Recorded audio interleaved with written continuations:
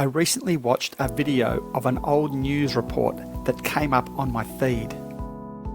It was of a 93-year-old man who was being supported by each arm as he walked. The reporter stated he had had numerous back operations. Taking small, shuffling steps, hunched over and head forward, age had taken its toll. There was something very different about him, his yellow wetsuit. His name was Banana George. He was determined to do something one last time, barefoot water ski, and this is him.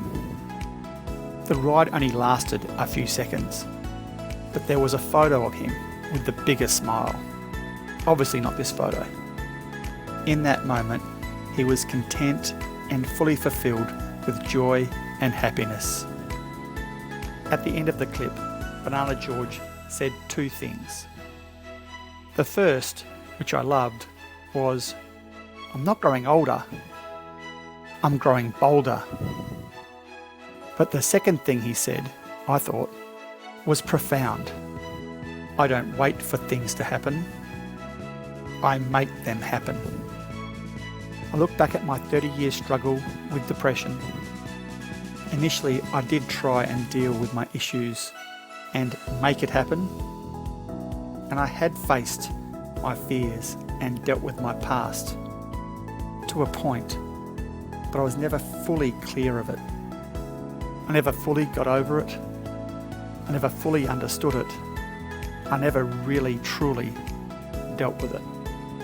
If I had, I wouldn't have kept falling back into that deep, black hole. Looking back now, I was waiting for something to happen. I was waiting for something to change without doing anything differently.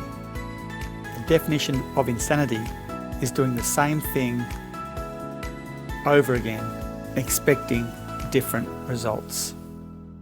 I was obviously insane then, because I was expecting something to change, to be different, without changing anything. Though I had some wonderful times and some great periods of happiness and joy, nothing ever changed. Always hanging over my head, just over my shoulder, was a dark cloud.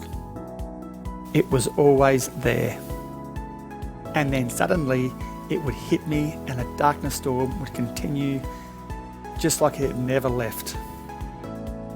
Then one day a friend said this to me: "You've been bumping up against this topic continually, but you're not dealing with it." There was a long pause and silence. Then he said two words. Those two words hit me like a bus. I felt every part of my body shudder. He said, "It's time." In that moment, I decided I wasn't going to spend another year living like I was. And it wasn't just about not wanting to feel depressed. I was scared. I was scared to face my past, to face my demons. In that moment, I decided to face the shit I'd been scared of my whole life.